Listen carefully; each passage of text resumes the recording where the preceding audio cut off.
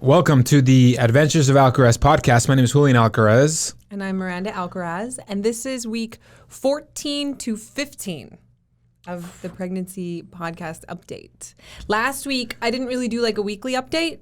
I was all alone because you were babysitting Knox because your mom was out of town. That's right. But I did a kind of like overall overview of the first trimester in general. And took some questions from my Instagram about it. Oh, that's right. I remember you pulling those up. Very cool. So we can talk a little bit about the last 2 weeks because I didn't really talk about what I did the week before too much. Okay. Like when you were gone and my sister was here and stuff. But yeah, we're at 15 weeks now. Yeah. That's pretty, I mean, Deep in it. it's you're past the first trimester, Yes. which is great. So, I mean, I feel so much different. You can probably tell already, like the tiredness and stuff is like, I don't even really bring it up until it's like 5 p.m. now about being tired. exactly. You've kind of got into a flow, like with your coffee too. You know how much to drink now. You're right. Yeah. The tiredness is Like not hitting you as much. I have like a quarter of a mug in the morning and then like a few sips of yours or like a tall, half of like a tall iced coffee in the afternoon. So it's still like very little, but also my body's had like 10 weeks to adjust to the lack of coffee Yeah. now. So And it feels good too, knowing that you're able to get a little bit more sleep throughout the night because, well, Knox is adjusting. He's gotten back to sleeping later in the morning. for the time being. For the time being. We never get really too attached to Knox sleeping through the night. We've learned that. Yeah, because now we're going to go to, the holidays are coming up and we travel and all that stuff. So, He's only traveling once. yeah, he's only We're traveling once. traveling a couple times, but he's only traveling once. Yeah, so we're back to kind of alternating days to see who wakes up with him. And I don't feel as bad anymore because I know you were like really wrecked. Yeah, there was a couple weeks where I wasn't sleeping very well at all. I changed some stuff in my night routine, which I don't think I ever ended up talking about on the podcast. Things like, and I've been bad about this the last several days, but things like not having my computer or my phone in bed. So trying to finish up any work that I'm doing or any scrolling that I want to do or online shopping before I come upstairs. Yeah. That's been helpful. I was already doing the magnesium and I showed that, and I think I've talked about that because that was the number one suggestion from people. The other suggestion that I got a lot was taking the Unisom tablets, which I know are completely 100% fine and safe. I'm just weird about taking medications at all. Anything more than like a supplement, I'm really weird about it. So I haven't tried those. Luckily, some of this other stuff has helped. And then I put my little lavender oils on my wrists and behind my ears and on my chest. Yeah. And so, yeah, I've been sleeping a little bit better for sure. The insane dreams have started this. I've had a few, but the last, like, I would say 4 nights, they've been like really over the top. Wow. So you're still being chased down terminals? Yeah, so I was being chased through like a rainforest. You were there too. Both of us were. Carolina was there. She had her brand new baby. We were like wading through the like Amazon rainforest. And then all of a sudden we went through a door and we were in the Hawaii airport. And we were running through the airport. And so that was like one night. And then the next night I was like lost in Las Vegas. And there was like roller coasters in the middle of the street and stuff. It's just like, this is why I don't take drugs. Wow. I guess. Yeah. I don't even need that stuff because I can't even imagine what would happen if I took a Unisom tab and put it on top of this. My gosh. So, yeah, because I told you I have bad dreams all the time, like where something bad happens, but it's realistic. I told you I was having nightmares. Like these are like actual like fiction movie level like nightmares. Wow. That I've been having. Yeah. I mean, I've been sleeping good. Yeah, we're kind of making adjustments. I've noticed that we've talked about making adjustments to our night routine a little bit so that way we can be more efficient and productive in the morning. And which is good because now you're getting out of that first trimester. You're getting better sleep throughout the night, being more aware of how you're feeling. So that's really good. You know, I wanted to do an episode of the vlog where I just tally how many times in one day that I go pee.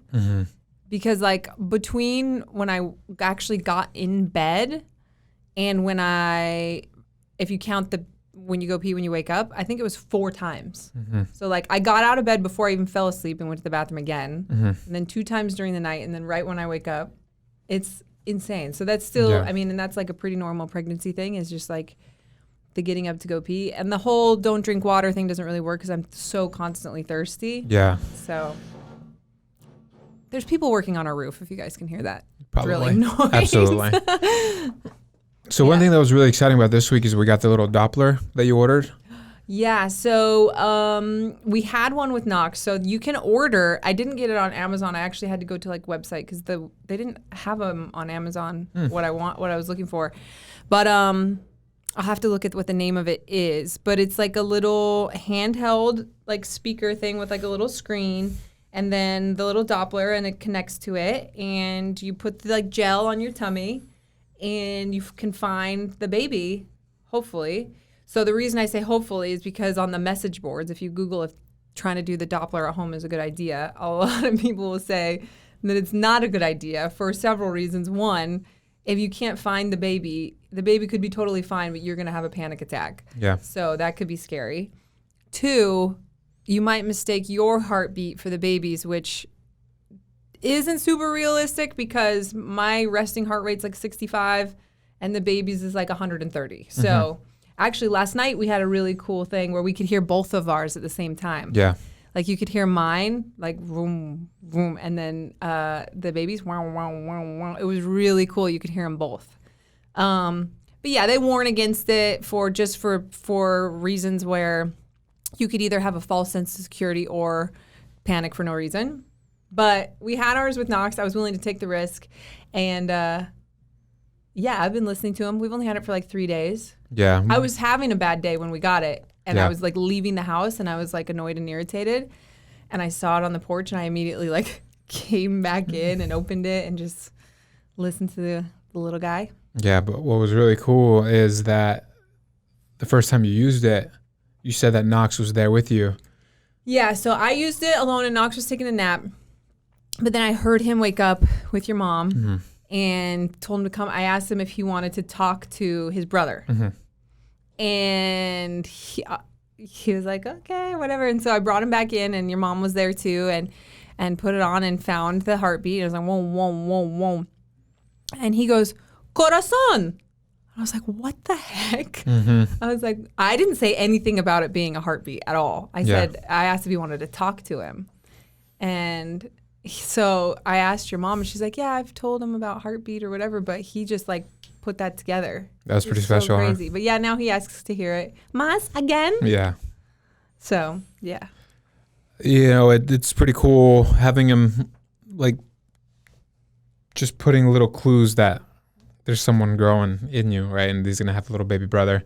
Of course, they do books about it, things like that you can intro the older sibling and knowing that there's going to be a little brother. But by you always telling him, hey, say hi to the baby's name, or give him high five, or give him a belly kiss, or now hearing the heartbeat, it's kind of special. I feel like he's kind of catching on because he's so smart as to what's going on. And then as he sees you kind of your belly grow. Yeah, I mean, he high fives him. He says good morning to him. He says good night to him. He says hello and goodbye, and he kisses my belly whenever we see him. And he feeds him like he'll put like his little apple chips up to my belly, and then he'll be like hum, hum, hum, hum. So either he's completely confused and just playing along, or I don't know what level. I have a tendency to not underestimate Knox's smartness because he's shown us several times that he's way smarter than we could have imagined. Absolutely. But I know for you, because I asked you earlier this week, like, what are the things that make it more real for you? Because all day long I've got this baby in my belly and I think about it, but like, when are the moments that you think about him? Yeah, that was a good question because it made me think, because at first, this is where understanding that the women going through this experience feel alone because it's like your body changing and we don't visually see it until we start seeing the belly become bigger and bigger. Looking at the ultrasound pics is one that are up in the fridge, makes me slow down and process like what's going on. Also, anytime that I've put my hand on your belly, that becomes super special and real because you can just feel that's going on. And then now that we have the little Doppler and hearing his heartbeat, all those kinds of things make it more of a connecting experience for me. Yeah. And that's really special. I know it was really cool for you when you were able to start feeling Knox moving through my belly. Oh my gosh, yeah. It was so wild. It was wild in there. but you could feel like his hand or his feet, or you can start kind of figuring out what's there. And that was kind of, that was special. Yeah, so that'll hopefully be coming soon. I had a couple moments last night. So yesterday was Halloween. And then last weekend, my sister was in town. You went to San Francisco, and my sister came in town, and we took Knox to the zoo. And of course, he's 2 years old, and he refused to go in his stroller and wanted to run and run and run. But when he got tired of running and running, he still refused to go in his stroller, and he wanted me to carry him. And the same exact thing happened last night when I was walking through the neighborhood. He wasn't really trick-or-treating, but just walking through the neighborhood, seeing what's up on Halloween, and he wanted me to carry him. And it's like I'm carrying both of our kids at the same time. And, that's pretty wild. It's really crazy, to think about it that way. How big is baby boy now compared to like a fruit? Oh my scale? gosh, I think he's a navel orange. Hold on, I haven't looked at the 15-week one yet. Yeah, let's open this thing up. So he is 15, week 15. He is a navel orange, 2.5 ounces, 4 inches. That's pretty crazy. Yeah. I know you sent me a text the other day. A full meal's worth of protein in there. Yeah, you sent me the other day. You were like, "Oh, he's gonna be born in 6 months," and I was like, "Wow." Yeah. So my due date is April 25th. So on October 25th, I said in 6 months from today, it's the due date. I don't know if you've talked about that, but also your sister-in-law. Yeah. So my sister-in-law is due, I think, like 10 days or even less, like a week after me. Yeah, and also she's also having a boy. Yeah. Yep. That's pretty cool. And it will be their first, so it's my brother's wife, my little brother's wife, and it'll be their first baby. She also had a miscarriage around the same time that I did. Yeah. So it's been like a pretty cool thing for us to go through together. I'm not super close to her. I don't know her very well because we've lived away the whole time we've been together, but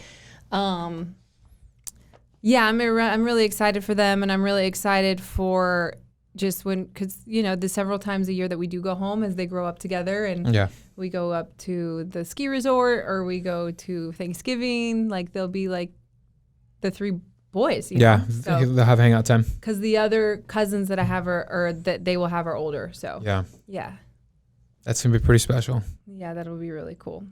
Yeah. Yeah, I mean, I as far as like symptoms go, we were just kind of talking about it before the podcast. I'm definitely not as tired. I still am having some of the pubic pain. The reason I have it today, I know for sure, is because I was jumping over Nicole yesterday for cool photos. Yeah. Because I didn't have it before yesterday. So that was, whatever it takes for the shot, I guess, for Halloween. And then I've had a lot more of the round ligament pain, like the pains that I'll be like, oh, and you're like, what's going on? I'm like, oh, just a sharp pain or whatever. And then I've had like a really weird pain where it almost feels like it's my heart. Remember? Yeah, and I do. It like makes me short of breath. And that's happened several times. And it's actually, I've started to notice that it's after I eat. And I know like just all of my organs are like being shoved up right now. Oh, man. And I think there's just like not enough space for what's trying to happen in there right now. Yeah.